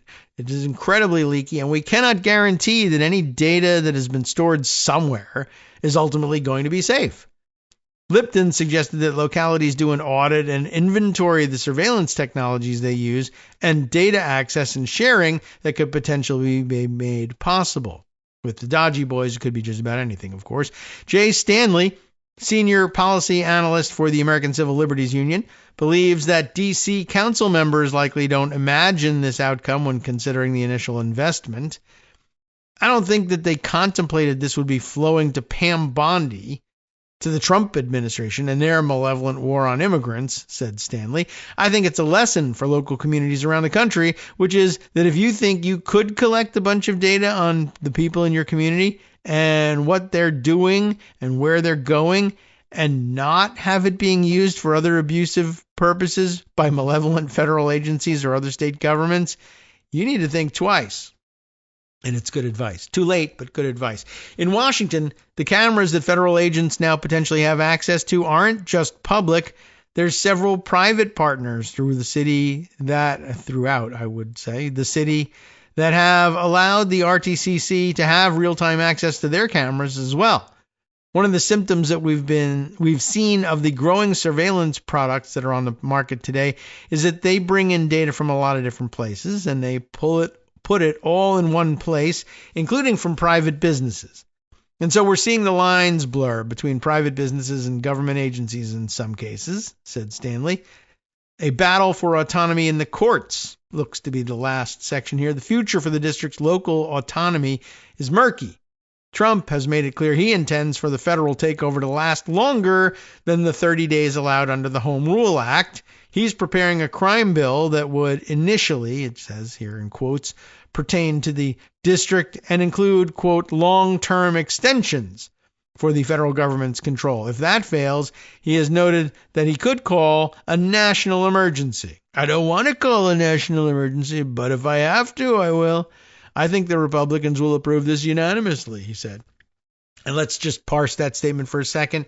I don't want to call a national emergency, but I will. But if I have to, I will. Now, of course, he does want to call a national emergency. But again, here, a recurring theme for us has been, a lot of these laws were written back when it was just impossible to imagine a president just saying, well, I'll just lie and make up an emergency. And now, of course, that happens every day. But it was always the case that they were giving too much discretion to the president. And we always brought that up. A president can just declare it to be so.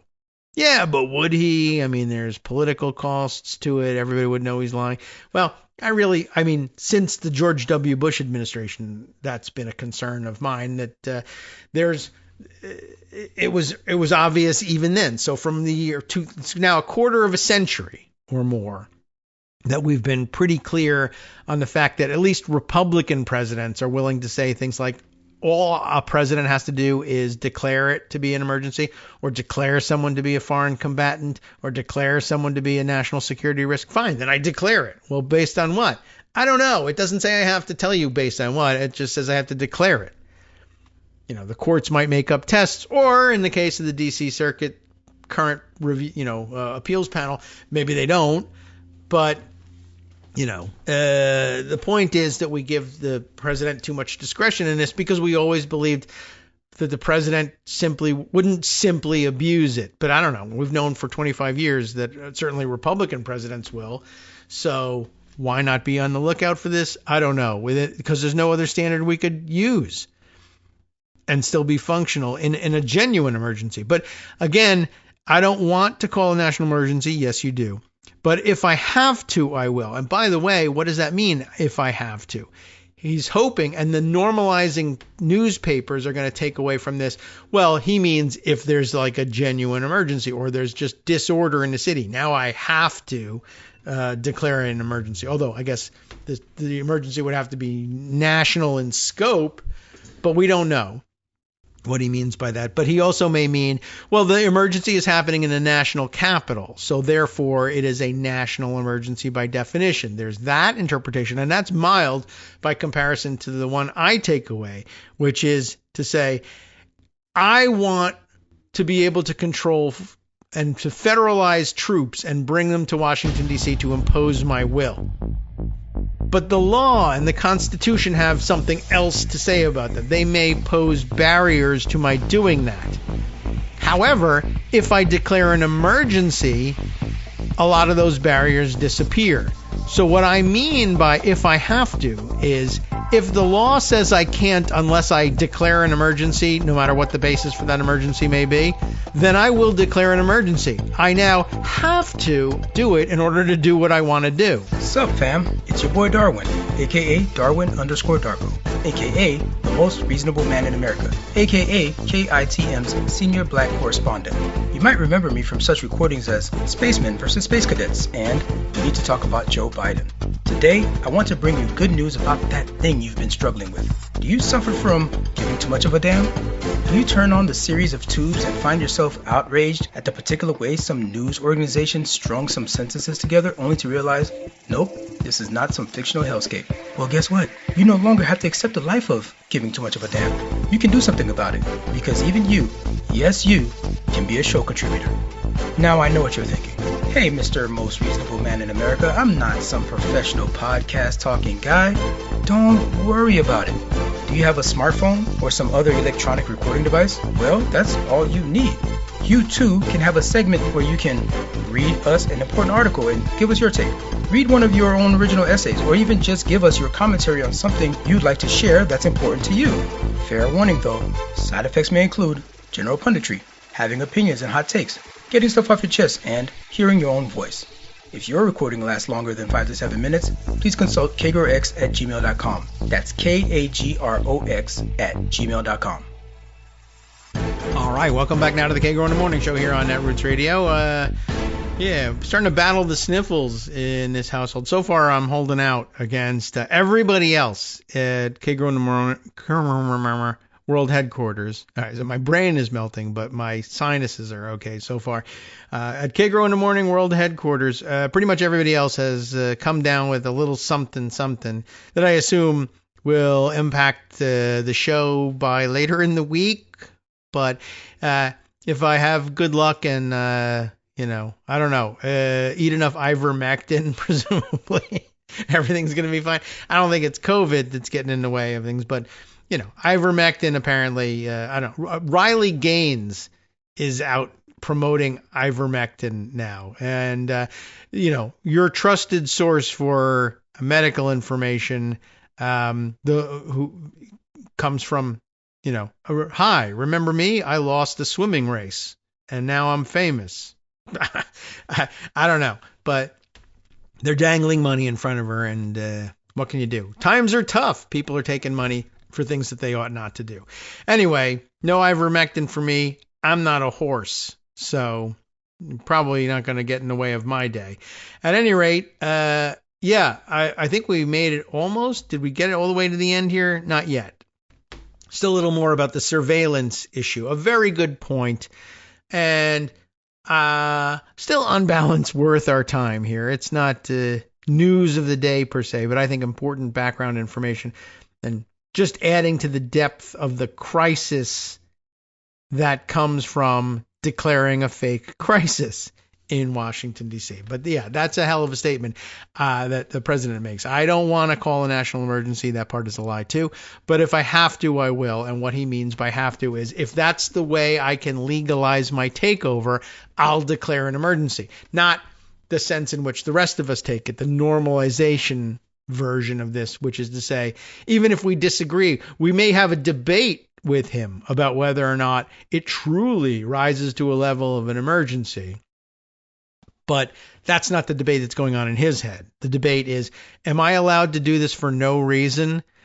Well, yes, if you lie about there being a reason. Well, then I will do that. And I have to do that in order to get what I want. That's the have to in his mind. And he thinks Republicans will approve this unanimously. They probably will. I don't know about unanimous, but they probably would approve it, but they would approve it on the other interpretation. There is an actual crime emergency, they would say, in Washington, D.C. There isn't. That is a lie. But they're not willing, I don't think, in the main, to lie the same way that Trump is lying. Trump says I have to because I want to do this thing and there's no other way for me to do it but then to fake the crisis. Their role in it will be to nod and say, no, we approve of the claim that there's a crisis. There was a crime once, so that's a crisis. They're not on the same page. But that brings me back to the use of the term I brought back yesterday, bootstrapping, right? Just sort of making one claim and then having the next stage of the argument, one, assume the truth of the first claim, and two, add that much more weight. The claim has to do that much more work in lifting the next stage of the claim up. You know, if A is true, then certainly B is true. Well, A may not be true, and also the logical connection between A and B might in fact be false. But you're bootstrapping it nonetheless, pulling yourself up by your own bootstraps, which is, of course, an impossibility. Similarly, the logic bootstrapping is just as much of an impossibility and a problem.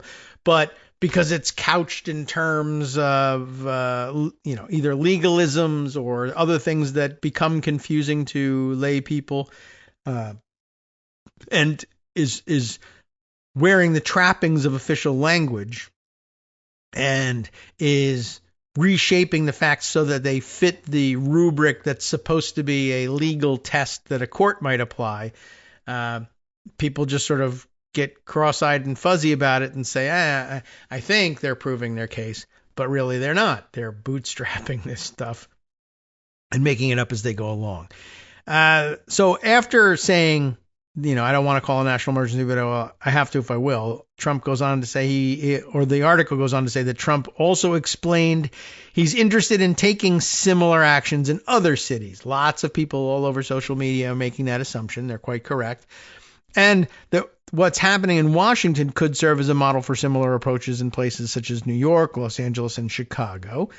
While the District of Columbia has unique rules and charters that give the federal government more authority, or at least more flexibility, over the area than other cities located in states, what happens with the district lawsuit will be important to watch.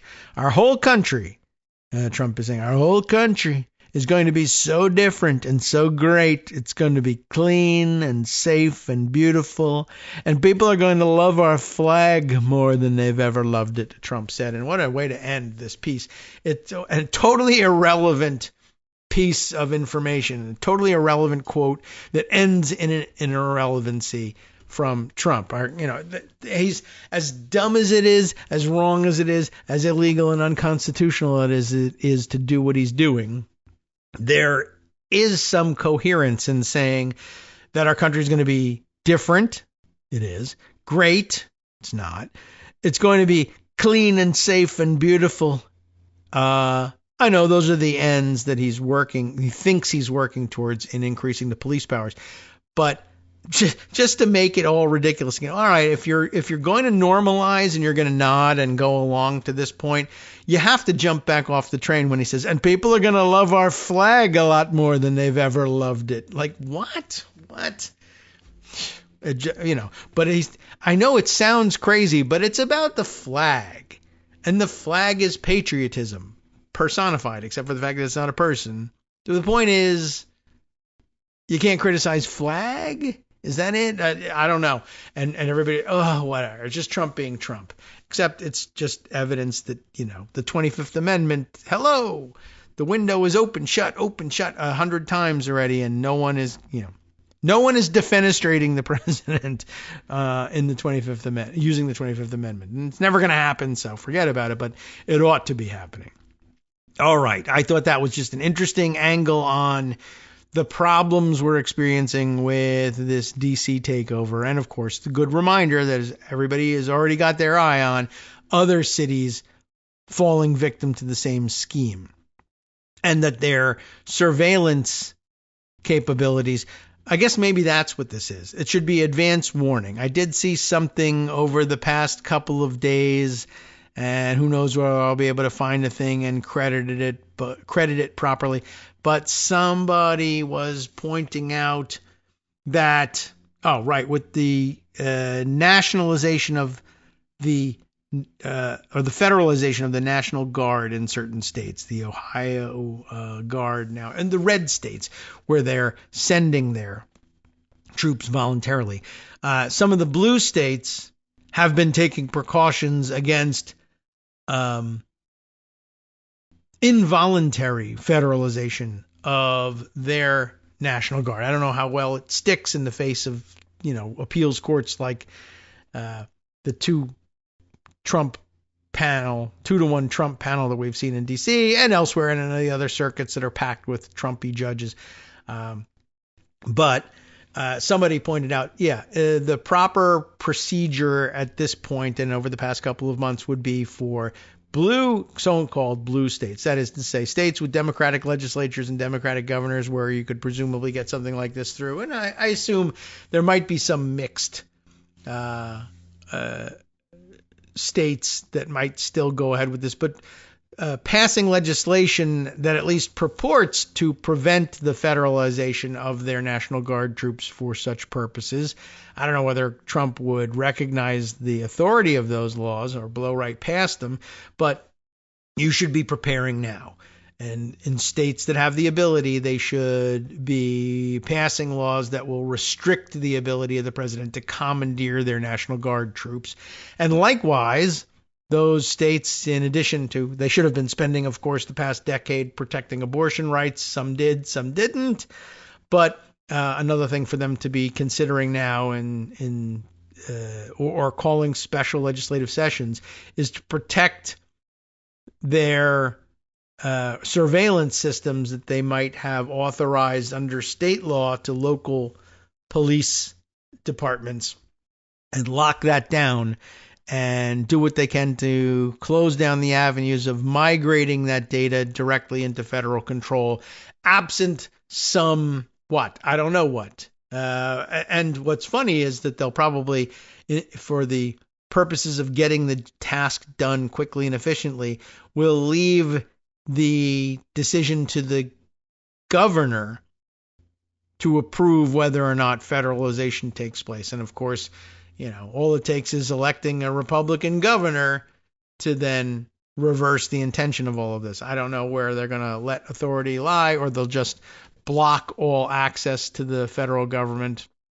to state-run or state-authorized surveillance systems. But presumably people like Judge Rao will help Trump blast past those restrictions anyway. But you might as well put them up there and put the roadblock in place.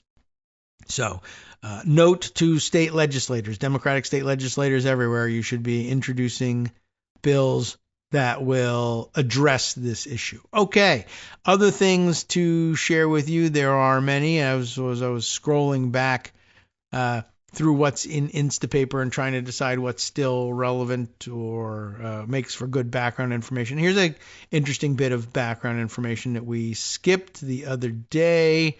Let's see if we can open it in the browser. Instapaper, not always the best place to be reading this, but MSN, which is, I don't know what anymore. It's not MSNBC, but it never was. They typically run other people's, their aggregator, a news aggregator more than anything else at MSN's news page. But this piece from, where's the date? It just says about a week ago. Does it not give me an actual date? we'll take a look. But, I never did like this MSN format. Anyway, it's from Fox News, which also sucks, but it's real news. Landon Mion, M-I-O-N, I don't know, Mion, not sure. Landon, you tell me. Former Georgia Lieutenant Governor Jeff Duncan. You remember him? He piped up in a good way in the Brad Raffensperger situation with Donald Trump. And so Brian Kemp and Brad Raffensperger and Jeff Duncan were, making concessions to traditional constitutional law and order that they should have been expected to. It was minimum necessary during that time. And I guess now Jeff Duncan going a little further with things. Former Georgia Lieutenant Governor Jeff Duncan, now no longer Lieutenant Governor, I guess, abandons the GOP to join the Democratic Party. How do you like that? Now that's some concrete action. Remember, Brian Kemp, you should be reminded in background, he too may have availed himself of the Republican proclivity for using control of state elections apparatuses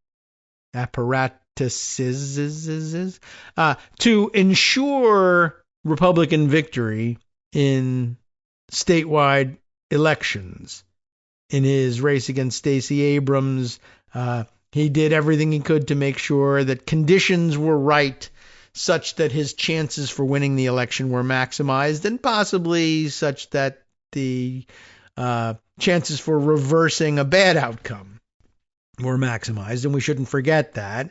He is a Republican and he is a self-serving guy first and foremost, but he was unhappy being forced into a subservient role in supporting Donald Trump's efforts to reverse the actual outcome of the election in Georgia and therefore the country. So there was something there, and that's of some use. Same with Brian Raffensperger, but again, or Brad Raffensperger. But as we pointed out then and still do point out now, he was couching his objections. And I don't mean this is not a reference to J.D. Vance couching his objections, but the couch did object, I'm sure. But they made it plain. They also spoke with some vagueness, and purposefully so, just like when Trump was saying in the article we were reading, I don't want to call a national emergency, but I will if I have to. And it centers on, what do you mean if you have to? What does have to mean to you? Raffensperger and Kemp, I think, complained that what Trump was asking them to do was, in their view, currently illegal. But if the law were changed, or there was a favorable court ruling such that it could be used to interpret the existing law such that they wouldn't be in trouble if they did what Trump asked them to do, then they might very well do that. It wasn't that they were philosophically opposed to helping Trump reverse the outcome of the election. It's that they thought they could be charged with a crime in doing so. Take that away and maybe the outcome is different. But thankfully, we haven't been able to test that yet. But Jeff Duncan is saying something new. Former Georgia Lieutenant Governor Jeff Duncan, and he spells it G-E-O-F-F, in case you want to look him up, announced that he's leaving the GOP, which also is spelled with a G, and joining the Democratic Party, a move he says has been a long time coming, as he has bucked heads, I don't know if that's really a term, with the Republican Party.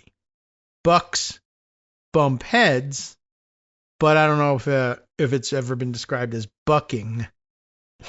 But there you have it. I don't know. You have to, etymologists can tell me, or linguists can tell me if that's a legit usage. Duncan, who served as lieutenant governor as a Republican from 2019 until 2023, wrote in an op-ed piece in the Atlanta Journal-Constitution on last Tuesday, not today, that his path to becoming a Democrat began before President Donald Trump attempted to overturn his loss to former President Joe Biden in the 2020 presidential election, which Duncan criticized at the time. So that's good. My journey to becoming a Democrat started well before Donald Trump tried to steal the 2020 election in Georgia, Duncan wrote in a newspaper. There's no date on a calendar or line in the sand that points to the exact moment in time my political heart changed, but it has, he continued. My decision was centered around my daily struggle to love my neighbor as a Republican. Apparently that's impossible to do. By the way, a link to a related article here says that the Georgia Gops has expelled the former Lieutenant Governor Jeff Duncan from the party, citing alleged disloyalty. But it sounds like, I don't know which came first there, whether he left first or whether he left. Oh, yeah, you can't leave. We're expelling you. But I'm not going to check. Duncan pointed to several policy issues that played a part in his decision to change parties, criticizing Republicans for their handling of issues such as health care, Medicaid, gun safety, immigration, and how to help poor people. Wow. That's kind of everything, Jeff. He said that his time in office taught him the best way to love my neighbor is through public policy. Before his time as lieutenant governor, he served in the Georgia House from 2013 until 2017. He opted not to run for re-election as lieutenant governor in 2022. The former Republican said GOP lawmakers have argued for decades that the solution to not having health insurance is to have a job, but noted that most uninsured people in the Peach State live in working households, yet do not have insurance because of affordability or eligibility. So the reality is they have a job, it's just the wrong job, Duncan wrote. This is very expansive, this piece. One that doesn't offer health insurance or generate enough spare money each month to afford their own health insurance plan.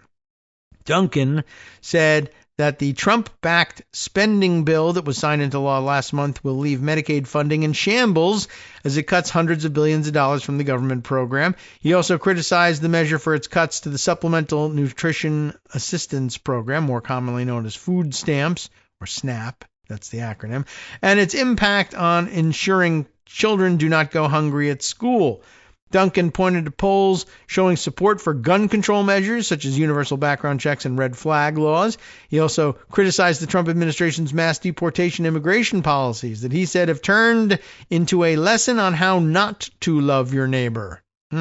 He said that immigration policy should focus on securing the border, deporting those in the country illegally who have committed felonies, but that a path to citizenship should be created for other migrants in the U.S. Duncan's party switch comes after the Georgia Republican Party expelled him, there's your answer, from the party earlier this year over alleged disloyalty. So he tried to say, I want to, follow these instincts, but do so as a Republican. And they said, that is impossible. You must leave.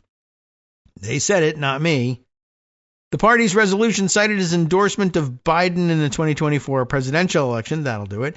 And once he dropped out, his endorsement of former Vice President Kamala Harris, as well as alleged efforts to undermine and sabotage some Republican candidates, including current Lieutenant Governor Burt Jones and failed 2022 Senate candidate Herschel Walker, although, who could blame him for abandoning Herschel Walker. The former Republican also spoke at the Democratic National Convention in August in support of Harris. And that'll do it for most Republicans. But by the way, this is a great way of putting a good spin on it. They wouldn't allow me to be a Republican because I wanted to help people. That's at the base of it. They're pointing at other motivating factors, though. Duncan has been a fierce critic of Trump and the Republican Party in recent years, particularly since the president's efforts to overturn his 2020 election loss and the January 6, 2021 Capitol riot.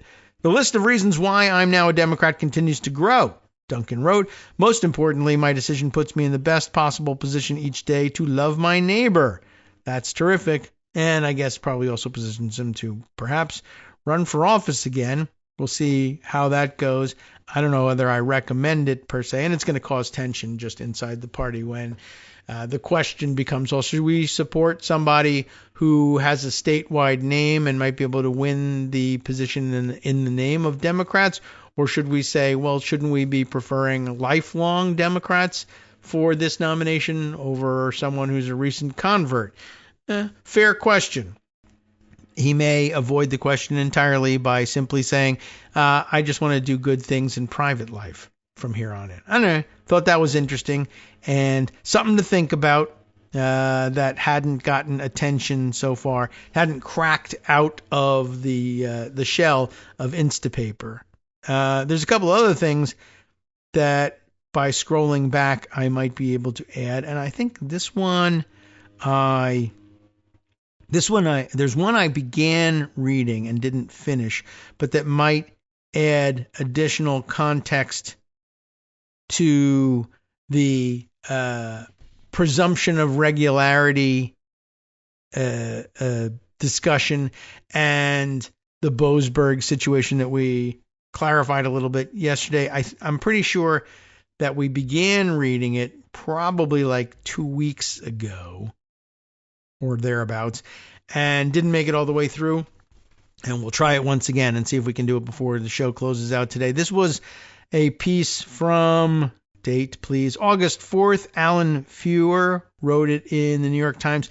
Judges openly doubt government as Justice Department misleads and dodges orders. This, again, would be considered background to now to the pinnacle of the problem here, the Boasberg complaint. That is both the complaint that Judge Boasberg passed on to the Chief Justice at the Judicial Conference and the bogus ethics complaint filed by the Department of Justice against Boasberg for passing that complaint on. And that complaint is, there are judges who openly doubt the government as the Justice Department misleads and dodges orders. Legal experts say the actions causing concern from the bench could have a more systemic effort, eroding the healthy functioning of the courts. They do say that. They did say that. I would say that. Did you say that? To borrow from my cousin Vinny. That's set in a courtroom, right? It's relevant. But you see what's happening here? No, this is retroactive. Now this is like, of course people are saying this. You told us yesterday that Judge Boasberg was saying that his fellow judges have said that to him. Well, that was just background. This is, I guess, the evidence from back on August 4th that there were, in fact, judges saying this and that they do, in fact, have a basis for saying it. And that should bolster your understanding of just how dangerous it is that the DOJ is putting its institutional reputation on the line. Although, no one can take away their reputation, apparently. It's illegal to do so. But I guess just this will redouble our efforts at establishing how crazy the Boasberg situation is. I better get to it, or it's not going to happen. Justice Department lawyers have long enjoyed a professional benefit when they appear in court. This was, I think, maybe our first mention of the presumption of regularity. But in the past, that is to say, as a general rule, judges tend to take them at their word and assume they are telling the truth. But in the past several months, as members of President Trump's Justice Department have repeatedly misled the courts, violated their orders, and demonized judges who have ruled against them, including now by filing ethics complaints against them, some jurists have started to show an angry loss of faith in the people and the institution they once believed in most. The dissolution of these traditional bonds of trust, known in legal circles as the presumption of regularity, goes well beyond judges' use of blunt words, egregious, brazen, lawless, to describe the various parts of Mr. Trump's power-grabbing policy agenda. Ultimately, legal experts say the actions that cause such doubts among judges and the department and those who represent it could have a more systemic effect and erode the healthy functioning of the courts. Unless, I would add, of course, unless we arrest those judges, make an example of them, and intimidate the rest of them who remain on the bench into never making such complaints ever again. Then the actions that cause such doubts among judges about the department and those who represent it won't have a more systemic effect and erode the healthy functioning of the courts. Instead, their intimidation will erode the healthy functioning of the courts. You see? Bootstrapping. We've fixed the problem. It isn't their doubts any longer eroding the healthy functioning. It's something else. But we've eliminated the erosion of the healthy functioning of the courts due to the doubts that federal judges harbor by arresting those federal judges. Easy. I think people don't fully appreciate how much the ability of the legal system to work on a daily basis rests on the government's credibility, said Stephen Vladeck, Georgetown University law professor. Without that credibility, it's going to be harder for the government to do anything in court, even ordinary things. All of a sudden, you're going to have courts second-guessing things that they wouldn't have before. And guess what? We've reached the point in the show where we probably did this before. This is probably exactly the same part that we read last time. Total failure in the closing moments of the show, except as a reminder that we did read this thing and it's worth looking at. While it is impossible to know for sure how deeply this distrust is set in among judges across the country, a number of judges, it has to be one or more, in recent weeks have openly questioned the fundamental honesty and credibility of Justice Department lawyers in ways that would have been unthinkable only months ago. In June, for instance, an order was unsealed in federal district court in Washington showing Magistrate Judge Zia M. Faruqi ripping into prosecutors after they tried to convince him that he needed to be highly deferential to their request to keep sealed a search warrant in an ordinary criminal case. Blind deference to the government, Judge Faruqi wrote, that is no longer a thing. Trust that has been earned over generations has been lost in weeks. After all, as the judge pointed out, Justice Department lawyers under Mr. Trump have done much to destroy the confidence normally afforded them in court. They have fired prosecutors who worked on Trump's 2 criminal cases. They've attacked the charges brought against the rioters who stormed the Capitol. And, oh my goodness, we are late. Better go. I'm sorry, Justice. Where were we? Oh, yes. Well, I'll read you a little bit more. They attacked charges brought against the rioters on January 6th. Attacked them as a witch hunt, and they violated judicial orders in cases stemming from Trump's deportation policies. That's what Boasberg was working on, and from his efforts to freeze federal grants. These norms being broken must have consequences, Judge Faruqi concluded. High deference is out, trust but verify is in. This all echoed explosive remarks made from the bench last month by Judge Paula Zinis, who lashed out at the Justice Department during a hearing in the case of Kilmar Armando Abrego Garcia, the immigrant wrongfully deported to El Salvador in March. Before the hearing in federal district court in Maryland, Judge Zinis had spent weeks trying to get the department to comply with her orders in the case and then to answer questions about why they had been flouted in the first place. Right? She eventually lost all patience after some of the lawyers failed to give her a straight answer about what the administration planned to do with Mr. Abrego Garcia after he was brought back from El Salvador to face criminal charges, right? Everything's been going crazy.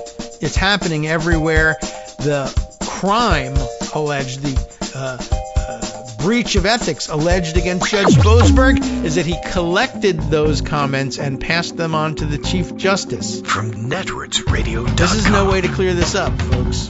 You have been listening to Kagro in the Morning with David Waldman. I will find a way to distill the rest of this article at some point and share it with you in a way that doesn't run into the time barriers. But we set ourselves up for this failure every time. However, we always have backup from Justice Putnam. The West Coast Cookbook and Speakeasy is what we call it. It comes up next right here on Netroots Radio. They'll make up for all our shortcomings, and we'll have more tomorrow.